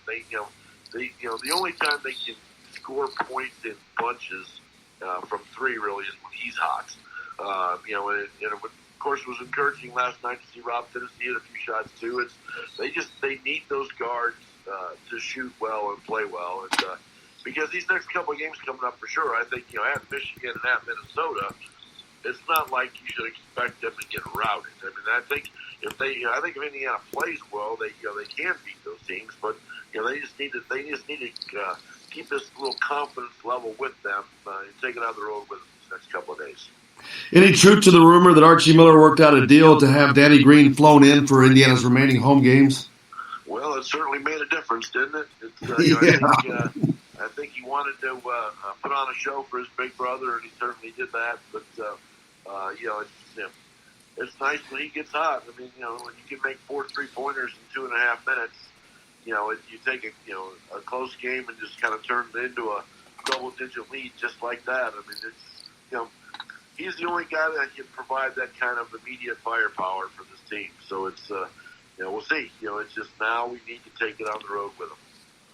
Yeah, they head to Ann Arbor, Michigan on Sunday to take on, I've been talking with Todd about this, there's 4 teams in this Big Ten, and there may be others, but at least Ohio State, Michigan, Indiana, and Purdue, 4 teams that are all 4 of the better teams in the conference earlier this season. All 3 have gone through a dip, but all 3 right now are trending upwards, so this should be a pretty daggone good game on Sunday. Absolutely. That Michigan team certainly has plenty of weapons. And they've been much better, this last little part of the Big Ten season than they were prior to that. I think they started out 2-6. They were really struggling to score. And, they had a hard time stopping people in the second half of games. Even when they were making rallies, it wouldn't matter because they couldn't stop anybody. But they seem to have been finding their way. And early Sunday game like that, you never know what's going to happen. But there's been some Indiana-Michigan classics up there during the years, and I'm expecting a close game down to the wire. We haven't had one of those in a while, so it'd be nice to see something go right down to the last minutes.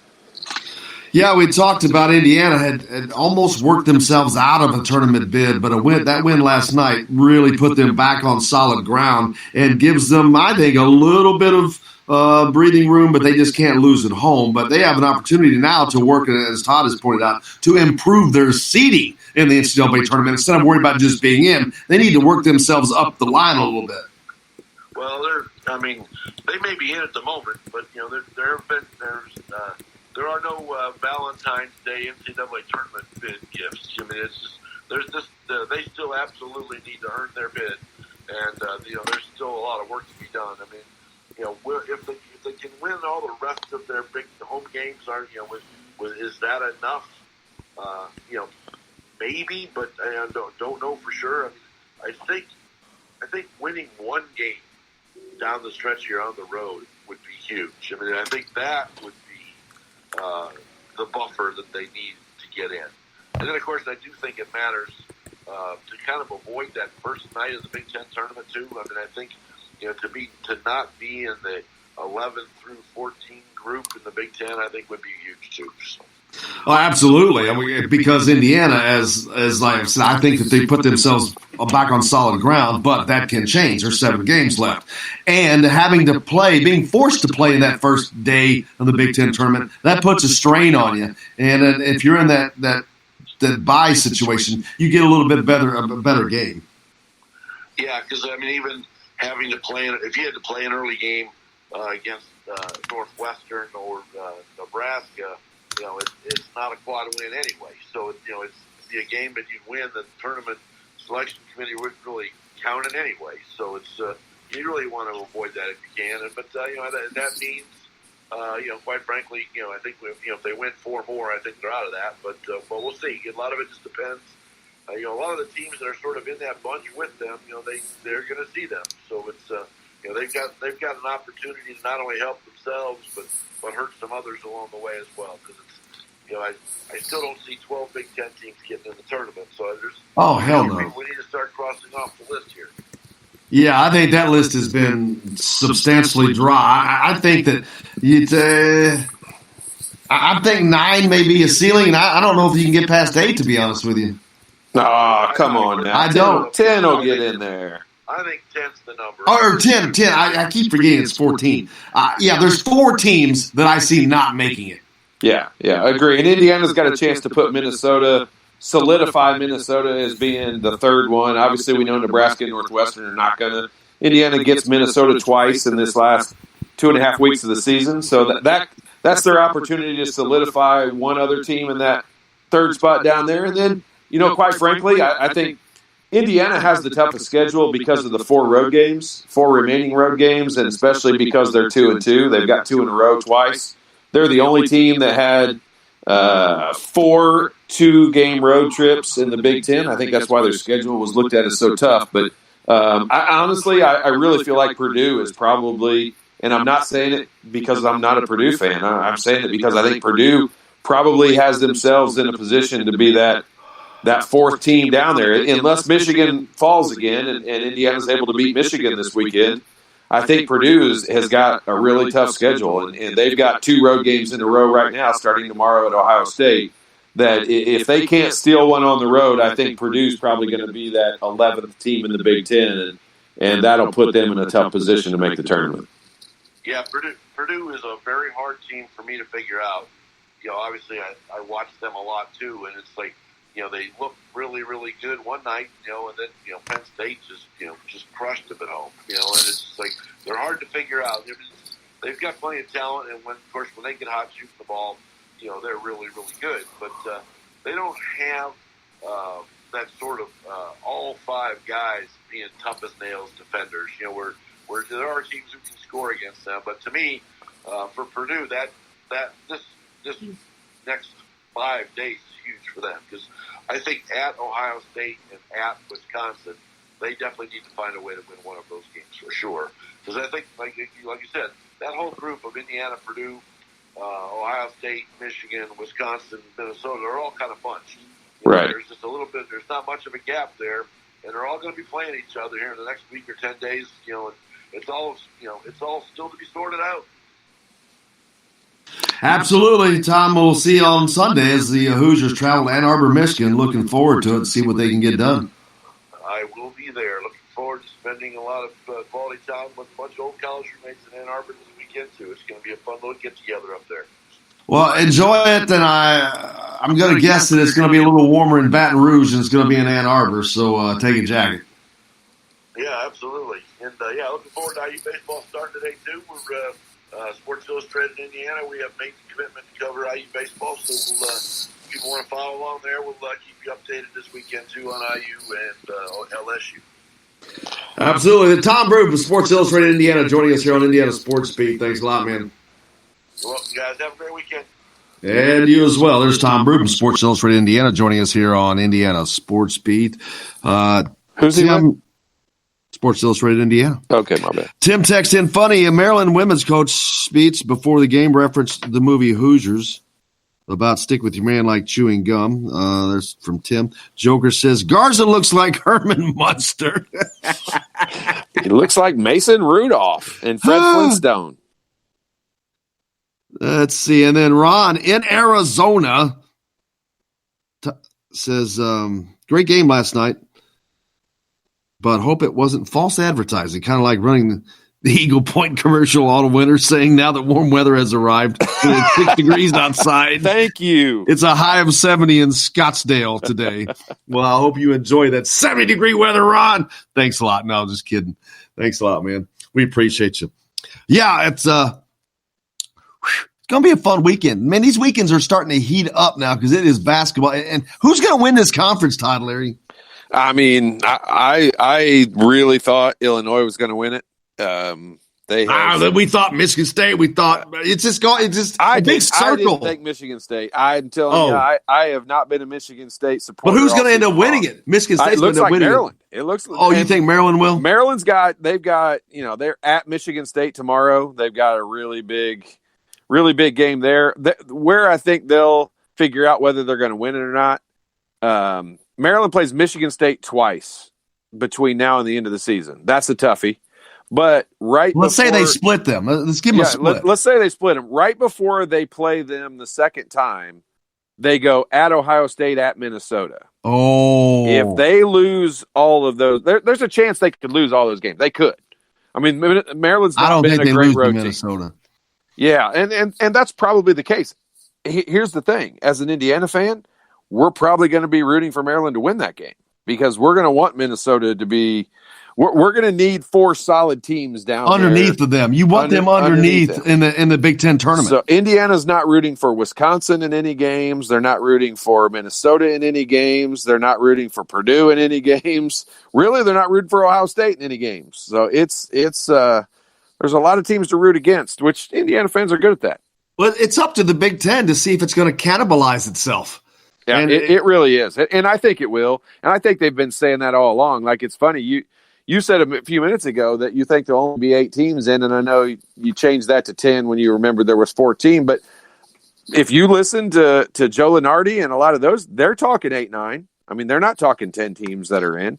It's a big number. It's such a big number. It's never happened. Not for the Big Ten, right? Yeah, Big Ten has never had 10. I mean, it's hard to do. It's hard to have that many good teams because if you have that many good teams, somebody's going to take some losses and some extra losses. And well, we've seen, and we're talking about that very thing now, cannibalization at the end. Who gets knocked down to those last 4 teams? Who gets forced to? You just don't want to be. That's at the kiddie table. You don't want to be at the kiddie table at Christmas, and that's what the last 4 teams at the Big Ten tournament are like. It's like sitting at the kids' table at Christmas. Yeah, and I mean, so think about this. I mean, you're talking about a Minnesota team that we are saying right now they're 12-11. They're 9th in the Big Ten. They don't look like they should be in at all. They've beat Ohio State twice already. They've beat Oklahoma State. They beat Clemson. They lost to Butler and Utah. Those are 2 losses that are going to hurt them. But I mean, when you look at them overall, they've got some solid wins. They really do. Their Achilles heel is going to be the fact that, they lost to Rutgers. They've even beat Penn State, so they've got another quad 1 win right there. But their end of the season is pretty tough. I mean, they've got IU twice, so they've got to come here. They've got Iowa, although they're catching Iowa at the right time. That's actually Sunday. They've got Iowa, and that's a tough one because Iowa just lost. I mean, you said it yesterday. They're down to 6 scholarship players, so Minnesota's catching them at the right time. But yeah, I mean, we're counting Minnesota as being one of those bottom 4 teams, and that's a team that's beat Ohio State twice this year. What kind of job is Fran Kahn doing? Fran McCaffrey. Look, you just think about that. He's down to 6 scholarship players, and they're still battling their ass off. Indiana could have walked away with that game last night, but Iowa didn't let them do that. They made them work until the very end. Yeah, Iowa brought a dude in off the bench. I don't even know what his name was, but he was number 13, and that dude Cooper Bybee at the Hyper building today. That guy wouldn't get picked to play on anybody's team. I mean, he's not even on their roster. Like, I'm looking at their roster on CBS and ESPN. The dude's not even on their roster. So, oh, yeah, here he is. Austin Ash. They must have picked him up out of the crowd. He's a 6'3" sophomore from Cedar Rapids, Iowa, and we can all probably guess he was a walk-on at some point, probably still is. And that dude had to come in and play for Fredericks. That's one thing we haven't talked about all day today. Just the unfortunate – that's 3 players now. I'm assuming Fredericks is going to be done for the year. It looked like a season-ending injury. But that's 3 players this year. Jack Nungy from Castle High School, Indiana boy, out for the season with a bad knee. And Bohannon, lost him for the second time in his career, out with a knee. And then Frederick, this is his second injury of the year. So, and Nungy, Nungy's a big 6'11" kid who shoots from outside. Believe me. The Big Ten, how much is Iowa missing another big guy?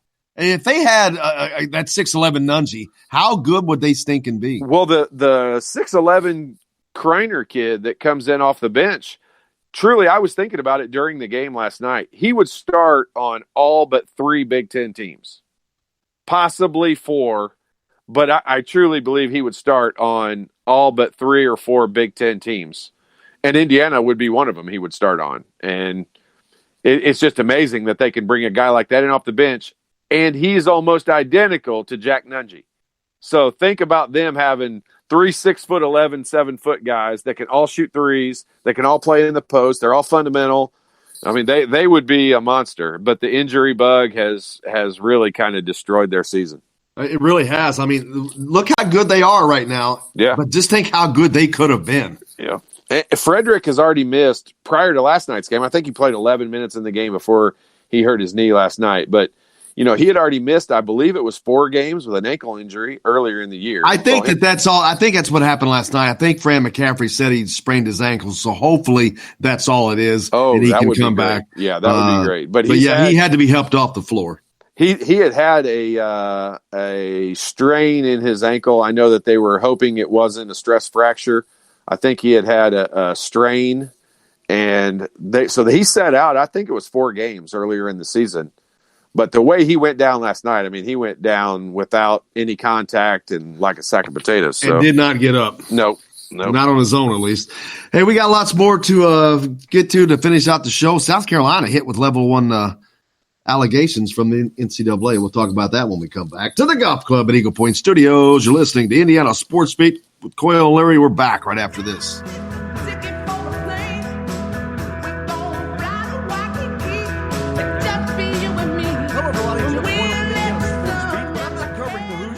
Find me at Bubba's 33 in Clarksville, located on the northeast corner of I-65 at Veterans Parkway. Bubba's 33 has hand-tossed pizzas, bold burgers, and ice-cold beer from a select list of local craft brewers. An incredible food selection, all made fresh daily. Whether you're meeting the team for that post-win meal in the family dining area or meeting friends for happy hour to watch the game on one of Bubba's 50 TVs. Bubba's 33 in Clarksville. Pizza, burgers, beer. We all want a winning smile for those championship photos, and that's exactly what you will get at Reynolds Family Dentistry in Sellersburg. Reynolds Family Dentistry has been serving the dental needs of Hoosier families for over 30 years. Let Doctors Roger and Jay Reynolds take care of your family. Just off of I-65 at 809 South Indiana Avenue in Sellersburg. Call 812-246-3368. That's Reynolds Family Dentistry, 812-246-3368. I'm Rain Shaddy, and I'm a Hoosier. As a toddler, you could always find me running around in a cream and crimson onesie and a red IU hat reminiscent of those worn during the world-famous William Tell timeout, shouting, "Go Hoosiers!" Like many other alum, I chose to make Bloomington my home. As a civic and alumni leader, I have become very knowledgeable about our community and would love to share my insights with you as your realtor. Find me on Facebook or call or text me, Ryan Shaddy, with FC Tucker Bloomington Realtors at 765-623-9093. Now that warm weather has arrived, it's time to hit the links, and there's no better place than the Golf Club at Eagle Point in Bloomington. Voted best golf course by the readers of the Bloomington Herald-Times, the Golf Club at Eagle Point is under new ownership, has new fairways and bunkers, and it's open to the public. When the round's over, there's cold beer and a full menu at the Eagle Point Pub and Bistro. Call 812-824-1100 to make a tee time. That's 812-824-1100. The Golf Club at Eagle Point in Bloomington. This is AJ Moye. This is Dan Dawkins. Hey, this is Michael Lord, former basketball player. This is Indiana football coach Tom Allen. This is Jim Coyle with the Indiana Sports Beat. You can always like and follow us on Facebook. Always follow the show rebroadcast on iTunes, Google Play, iHeartRadio, Spotify. TheDailyHoosier.com is a great place to sign up for each and every day. Or, of course, on 97.7 The Ref in Evansville. Bad theater seats, cheap Halloween masks, my apartment, all things with obstructed views. Add to these large trucks and buses. 18-wheelers and large buses have big blind spots, and like my apartment, they don't always have the best view. Bus and truck drivers deal with blind spots around the entire vehicle. Always take care not to ride alongside or too close behind them. Our roads, our safety. Learn more at sharetheroadsafely.gov. Hey now, you're an all-star. Get your game on, go play. Hey now, you're a rock star. Get the show on, get paid. All that glitters is gold. We're back. Welcome back to Indiana Sports Beat. Coyle Leary with you here, coming to you from the Golf Club at Eagle Point Studios. Jimmy Sutton doing a great job producing his first time ever intern. Done a great job, man. Done an excellent job. He's killed it. Except he just sneezed right into the microphone. We don't need yeah, but nobody can hear it. We can just see it. Jake's gonna, man, poor Jake. Mondays are like, we're sending Jake on vacation. We're sending Jake on vacation. Nah. Mandatory vacation. I hope he's listening. He's not. He's involved Leave of in something absence today. Forced leave of absence. We're sending him on a what was the guy from Michigan State that just a sabbatical? Who just retired from Michigan State? Oh, D'Antonio. Yeah, we're sending him on a Mark D'Antonio excursion. Trip. Yep. Well, South but we're Carolina's not paying him the coach, $4.3 million. No. South Carolina's coach might be joining him soon. The Gamecocks received an official notice of allegations from the NCAA last month, making it the latest school to be hit with the violation in wake of the massive FBI investigation into corruption within college basketball. Sports Illustrated's Pat Forty reported on that yesterday. The Gamecocks received a level 1 violation from the NCAA. That is the most severe that it can hand down. After former assistant basketball coach Lamont Evans was arrested in the probe in 2017. The allegations, according to Forty, allege that Evans accepted at least $5,800 in bribes during the 15-16 season from agent Christian Dawkins to set up meetings with Denver Nuggets guard P.J. Dozier. So there's that. But do you think Kansas just pees down their leg every time somebody gets it? I guess they do. They just, or are they sitting back laughing, going? No, I think they're just laughing at him. They're like, "What are they going to do to us?" Call Snoop Dogg, have another March Madness. Yeah, let's have some stripper poles in the gym, and I mean, come on, man. It's crazy. It's just crazy. It's almost. I mean, you talk about just blatantly not caring at all about breaking the rules. I mean, how in the world they still have a program doesn't make it. It's like the old Kentucky days. And they're going to play in the tournament this year unscathed. Yeah, it's great. As a number 1 seed. I mean, I might disagree with that. What, as a number 1 seed? Yeah, no. No, I'm just saying they will probably be a number 1 seed. I don't think so. Well, they're ranked number 3 right now. Unless they fall out. Yeah. That top 4, it's kind of hard to get moved out of that top 4. Yeah, not when they have to go to Baylor and to Texas Tech to end the year. So that could change. They'll get knocked out of it. That's just my guess. They'll probably end up as a 2 seed. I just don't like them. So I don't either. I have no respect for them. You know they're cheating. That's the thing. I mean, don't like them. LSU, same situation with LSU. We know that for a fact that those guys are cheating. Their coach was caught on a freaking tape, and yet they're still going to go unscathed and be able to play in the tournament this year. Yep, they sure are. That's the breaks. Senor Ache texts into the show, says, "Hello, Jaime." That's my Spanish name. Just wondered what you and Todd think IU needs to do in terms of wins and losses in order to have a chance to get into the big dance. Well, we've talked a lot about that today, Senor Ache. They just got to hold serve, man. They've just got to play their game and win their games at home and hopefully come out with a game. Todd talked about how important that Penn State game at home is going to be for Indiana. That could really – not only does that keep them in. You talk about improving your seed line, Todd. That's exactly what that would do. Yeah, for sure. And especially you look at if they win their home games, Indiana will have 19 wins. They'll be 19-12 overall. It's not great, but it's probably enough to get them in. But then they're going to have that. It's kind of going to be very similar. Let's say everything plays out exactly like that. It's going to be very similar to last year when you go to the Big Ten tournament and you need to win one game to get in. And if they lose that game at 19-13, I don't know. I honestly, I think it's a coin toss on whether they would get in or not. A lot of that would depend on what else happens around the country. And that's just the position you don't want to be in. So it comes down to obviously making sure you win all your home games. You have 19 wins. If you can steal a road win, that gives you 20. They get 20, they're in for sure. So that's either winning a game in the Big Ten tournament or stealing one on the road. And that's really the task that they have. Assuming they win all their home games, they've got to win one on the road or one in the Big Ten tournament. And that'll do it. That'll certainly get it done. 20 wins will get them in. Pretty sure. Well, think back. When's the last? I'd have to look, but how long has it been since Indiana won 20 games? It's probably been 5 years. Yeah, I don't know that, but it's probably been a while. Yeah. Didn't they win the Big Ten in like 2016 or something? Well, you figure they haven't been to the NCAA tournament in 3 years. In 3 years, so the year before that, probably. It had to be at least before, yeah. So there's that. 20 wins is kind of the magic number. I mean, it's there's been a lot of teams get in that didn't have 20 wins, but it kind of solidifies you at getting in. You play in a power conference and you get 20 wins, pretty much gets you in there most of the time, you would think.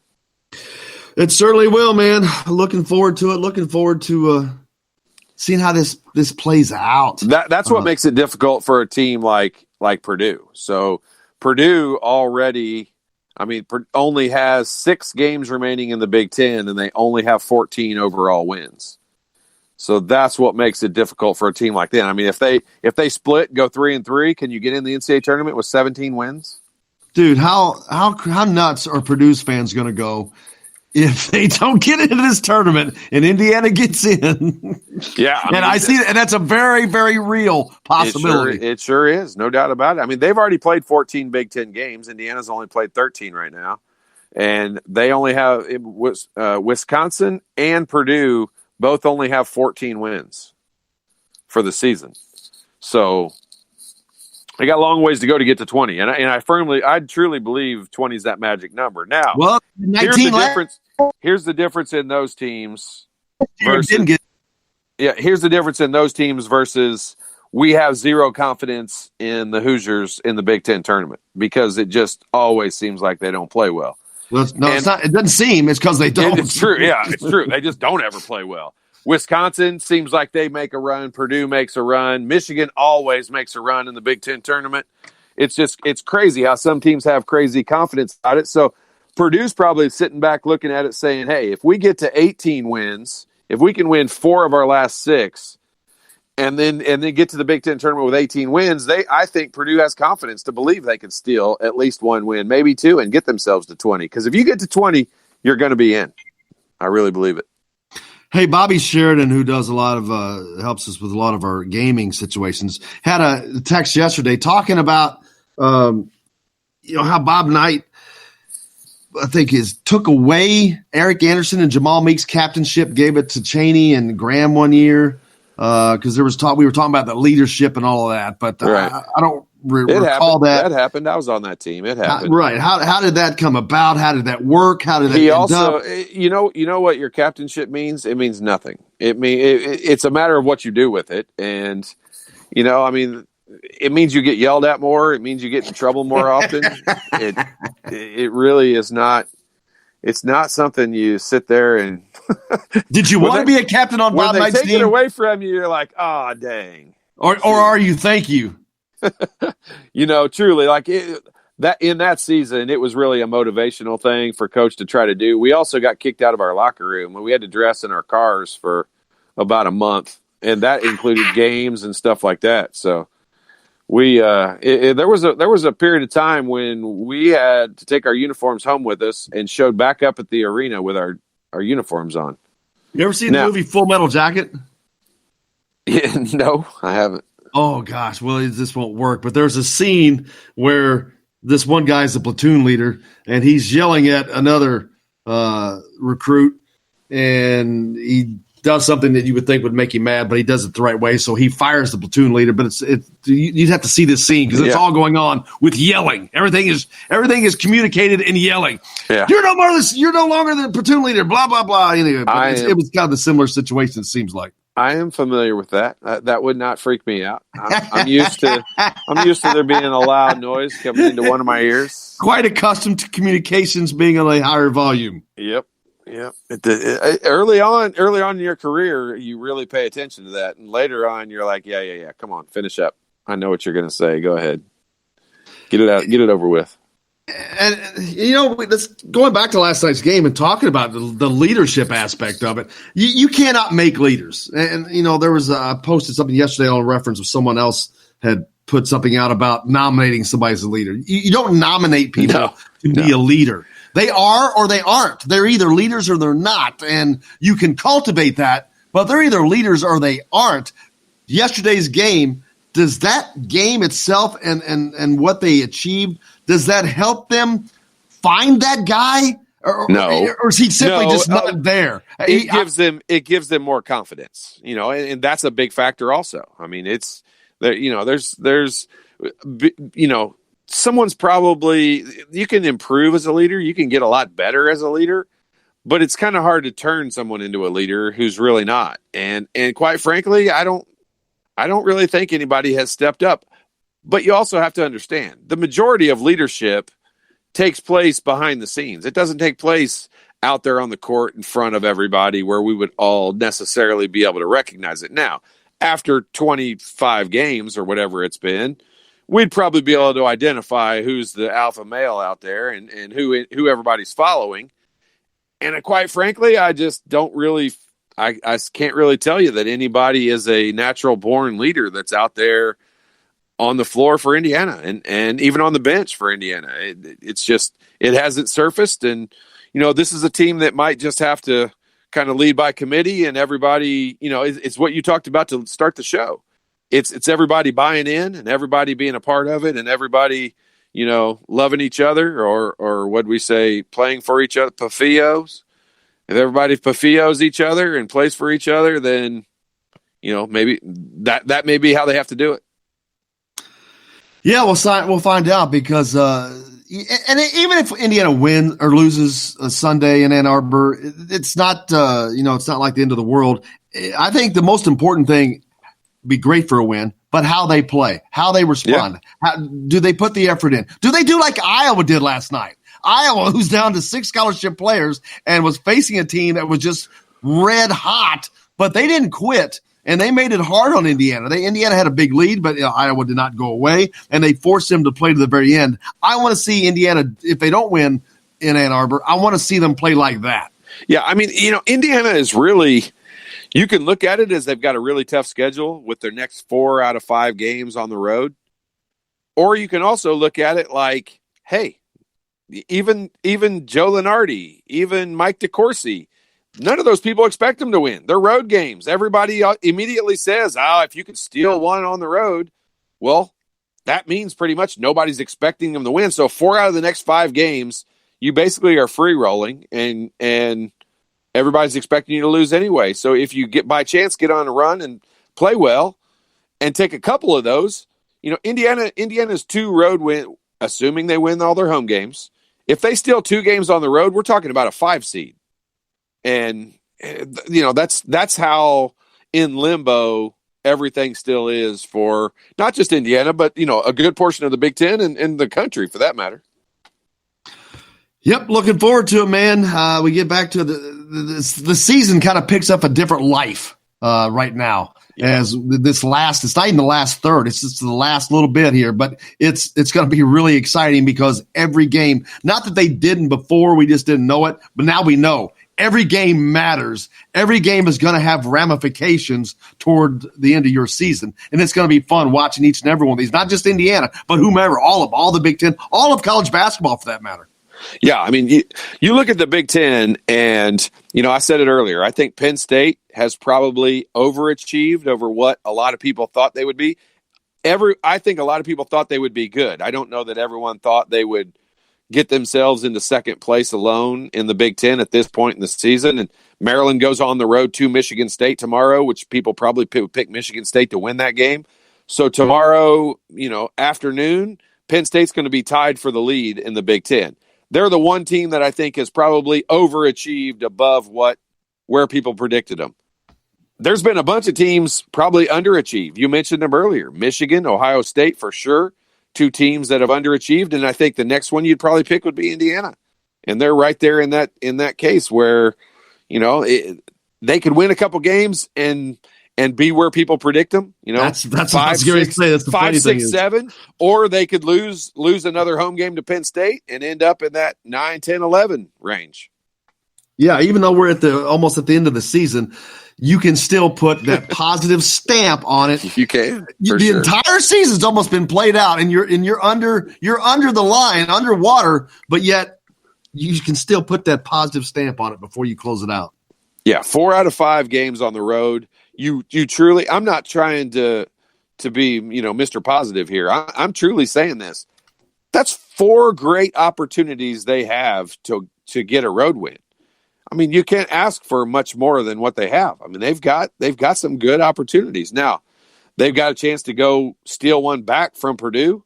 Purdue's beat the snot out of people at home, but Penn State went in there and won pretty easily, pretty handily this last week. So, it's possible to do it. It's just a matter of actually doing it. And I don't like Indiana's chances in this game on Sunday. I think Michigan has way too much to play for to not come out and be on fire. And this will be a tough. I think Sunday's game will be tougher to win than next Wednesday at Minnesota. Oh, I agree. Absolutely. Because Michigan has to win. Michigan's life is in their hands as well. So it's just, if Michigan loses this game, I honestly believe they're out of the tournament. I agree. I think big to them. I absolutely agree. They cannot lose a home game, especially to a team that's kind of fighting itself back up out of the doldrums. But we'll find out, man. Looking forward to it. Don't forget, that means if there's a game on Sunday, which there is, as Indiana travels to Ann Arbor, Michigan, that's a 1:00 tip. That means around 3:00 after the game, Todd Leary is going to be happening live from Yogi's. We'll be there to talk about the action, see what transpired. Can Indiana pull out a win and really cement a higher seed in the NCAA tournament? Or does Michigan try to do the same for themselves? And if it's a road game and it's going to be done right around 3:00, you can pretty much assure yourself at 2:00, Todd will be consuming some mini corn dogs at Yogi's. Yeah, come check. Yogi's has got the new game room opened up. They had it opened up last night. If you haven't seen that, people keep rolling in. Did you notice they just kept coming in? I was leaving and they were still running in. The darn thing didn't open till midnight last night.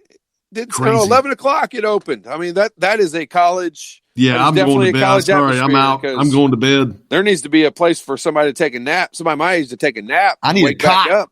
Put me a cot in there. That's a good point. We have to get Nathan to put us a cot in there. I could use that. I like it. They had some great seating. They had some great velvet benches. I mean, there was some cool crap in there. It was a cool deal.